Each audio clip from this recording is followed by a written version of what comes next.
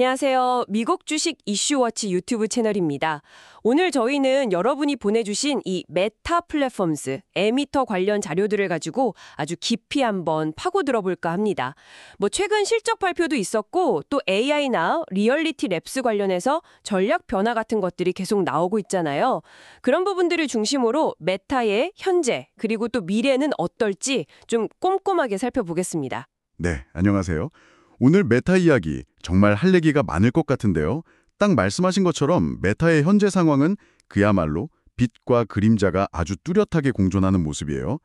핵심 사업은 여전히 잘 나가고 있는데 또 다른 한편에서는 미래를 위한 베팅이라고는 하지만 그 위험 부담이 상당해 보이거든요. 오늘 이 상반된 신호들 좀 명확하게 정리해서 여러분이 판단하시는 데 도움을 드릴 수 있도록 노력해 보겠습니다. 맞습니다.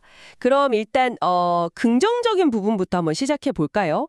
자료들을 쭉 보니까요. 역시나 이 페이스북, 인스타그램, 왓츠앱 같은 핵심 앱 부문, 그러니까 패밀리 오브 앱스, FOA라고 하죠. 이쪽 성장은 정말 여전히 강력하더라고요. 2025년 1분기 총 매출이 전년 대비해서 16%나 늘어난 423억 달러. 와, 그리고 순이익은 더 놀랍습니다. 무려 35%나 증가해서 16억 달러를 기록했어요. 주당 순이익 EPS도 시장 예상치를 아주 크게 웃돌았고요. 이건 정말 대단한 숫자 아닌가요? 그렇죠. 숫자만 보면 정말 입이 벌어질 정도인데요. FOA 부문이 메타의 확실한 캐시카우 역할, 그러니까 돈 버는 역할을 아주 톡톡히 하고 있다는 증거죠. 근데 이제 여기서 좀 들여다봐야 할 게 이런 성장을 뭐가 이끌고 있냐는 건데요. 자료들을 보면 특히 AI, 인공지능의 역할이 아주 두드러집니다. 더라고요. 1분기에 광고 노출 횟수 자체도 늘었고 광고 단가도 같이 상승했어요. 각각 6%, 14% 증가했다고 나오네요. 이게 다 AI 기반 추천 기능 덕분이라는 분석이 많습니다. 사용자들이 페이스북이나 스레드, 또 인스타그램 릴스 같은 데 머무르는 시간이랑 참여도가 확 늘었다는 거죠. 애드밴티지 플러스 크리에이티브 같은 AI 도구들 있잖아요. 이런 게 광고주들한테도 반응이 꽤 좋다고 하고요. 네, AI가 사용자 경험을 개선하고 그게 또 광고 효율성 증대로 이어지는 선순환 구조를 어느 정도 만들어가고 있는 것처럼 보이긴 해요. 그 점은 분명 긍정적으로 평가할 수 있는 부분입니다. 하지만 여기서 이제 메타의 전략과 비용 문제를 좀 연결해서 봐야 하는데요. 네, 바로 그 AI에 대한 투자가 어떻게 보면 메타 미래 전략의 거의 전부라고 해도 과언이 아닐 정도죠. 계획을 보면 정말 공격적입니다. 2025년 한 해에만 최대 720억 달러? 와, 이거 우리 돈으로 얼마죠? 거의 100조 원에 육박하는 돈인데 이걸 AI 인프라에 쏟아붓겠다는 거잖아요. 전체 매출의 한 35%까지도 각오하고 있다는 얘기고요.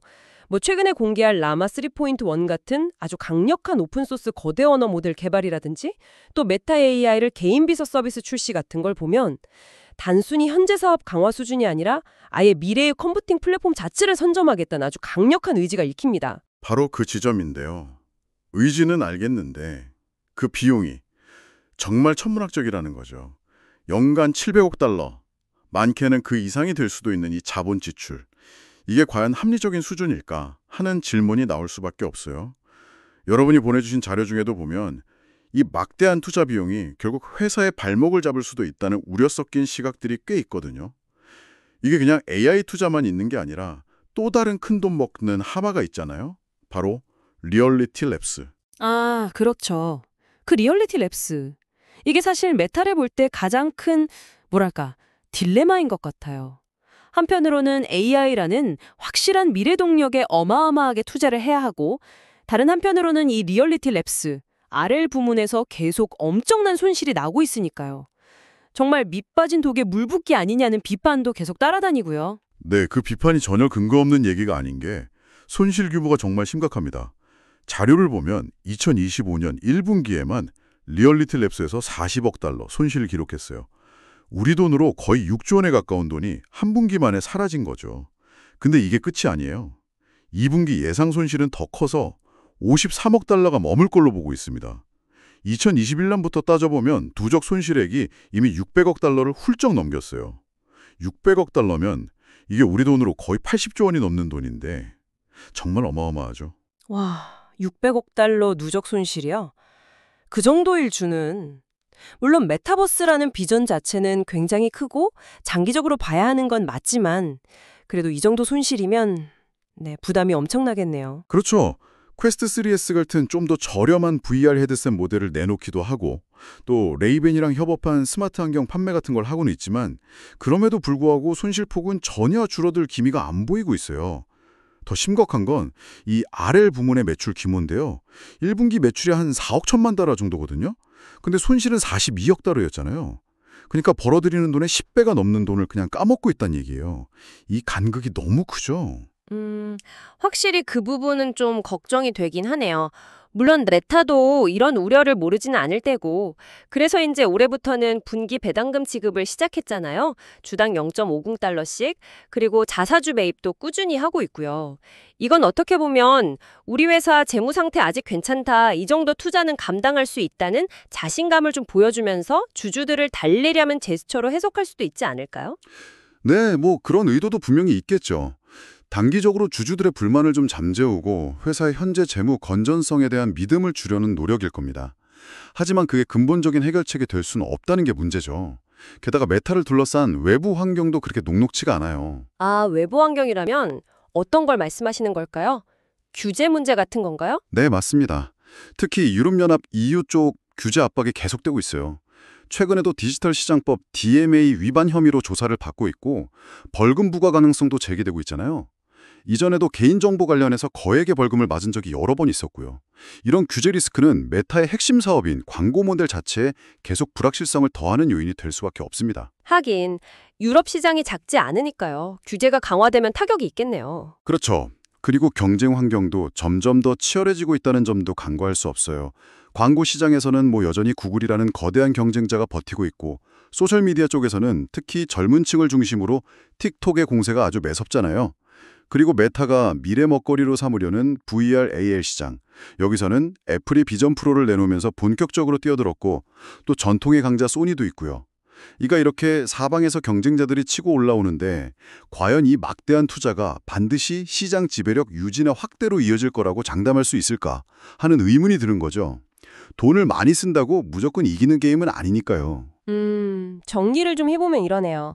메타는 한편으로는 AI 기술을 활용해서 기존의 핵심 광고 사업 FAOA 부문을 더욱 강화하고 있어요.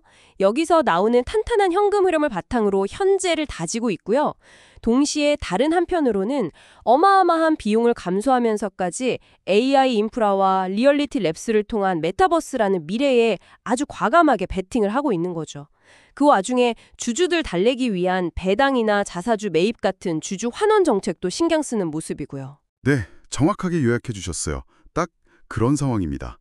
그래서 여러분께서는 이 정보들을 종합적으로 보시면서 메타의 이런 전략적 방향성을 어떻게 평가해야 할지 한번 고민해 보셔야 하는 거예요. 이 엄청난 AI 투자와 리얼리티 랩스의 손실 감수, 이게 과연 단기적인 수익성을 희생할 만큼 가치 있는 장기적인 비전인가? 그리고 그 비전에 따르는 위험은 어느 정도 수준인가? 결국 이 균형점을 각자 어떻게 판단하느냐에 따라서 메타에 대한 투자 결정도 달라질 수 있겠죠. 이 막대한 투자가 과연 감당할 만한 가치가 있는 그런 밝은 미래를 가져다 줄 수 있을까요? 이건 정말 중요한 질문입니다. 그리고 마지막으로 한 가지 더 생각해 볼 만한 흥미로운 지점이 있어요. 메타가 라마 같은 강력한 AI 모델을 오픈소스로 공개하고 있잖아요. 이건 굉장히 개방적인 전략이거든요. AI 생태계 전체를 키우고 거기서 영향력을 확보하려는 움직임으로 볼 수 있죠. 그런데 이게 리얼리티 랩스 쪽 접근 방식과는 좀 대조적이에요. RL은 퀘스트 헤드셋 같은 하드웨어를 중심으로 어떻게 보면 좀 더 폐쇄적인 생태계를 구축하려고 하고 있잖아요. 막대한 손실을 감수하면서까지요. 아, 그러네요. AI는 오픈소스, RL은 하드웨어 중심의 폐쇄적인 방식. 이 둘이 좀 달라 보이긴 합니다. 그렇죠. 그래서 이런 질문을 던져볼 수 있는 거예요. 과연 이 라마를 앞세운 오픈소스 AI 전략이 구글이나 애플 같은 폐쇄적인 생태계를 가진 경쟁자들을 효과적으로 견제하는 동시에 어쩌면 리얼리티 랩스 부문의 그 엄청난 재정적 부담을 좀 상쇄할 수 있는 어떤 새로운 길을 열어줄 가능성은 없을까? 예를 들어 오픈소스 AI 기술을 기반으로 한 새로운 소프트웨어나 서비스 모델을 만들어서 수익을 낸다든지 하는 방식으로요. 물론 이건 아직 가설이지만 메타의 상반된 두 전략축이 앞으로 어떻게 상호작용하고 발전해 나갈지 지켜보는 것도 굉장히 흥미로운 관전 포인트가 될 것 같습니다. 이 점을 한번 생각해 보시는 것도 좋겠네요. 네, 오늘 정말 메타에 대해서 깊이 있는 분석을 나눠봤습니다. 긍정적인 측면과 또 우려되는 측면들을 균형 있게 살펴볼 수 있었던 것 같네요. 오늘 저희가 짚어드린 내용들은 모두 여러분께서 제공해주신 소중한 자료들을 바탕으로 한 것입니다. 네, 맞습니다. 다시 한번 강조드리지만 오늘 저희가 나눈 이야기들은 정보 제공을 목적으로 하는 것이지 특정 종목, 즉 메타에 대한 매수나 매도 추천이 절대 아닙니다. 모든 투자의 최종적인 판단과 결정, 그리고 그에 따른 책임은 전적으로 투자자 본인에게 있다는 점을 꼭 명심해 주시기 바랍니다. 그리고 한 가지 더 유의사항을 말씀드리자면 이 분석 내용 중 일부는 제공된 정보를 바탕으로 AI가 내용을 생성하거나 정리하는 데 도움을 주었을 수도 있습니다. 따라서 실제 정보와는 약간의 차이가 있을 수도 있다는 점 참고해 주시면 감사하겠습니다. 저희 미국 주식 이슈워치는 다음 시간에도 더 흥미롭고 유익한 내용으로 여러분을 찾아뵙겠습니다. 고맙습니다. 네, 감사합니다.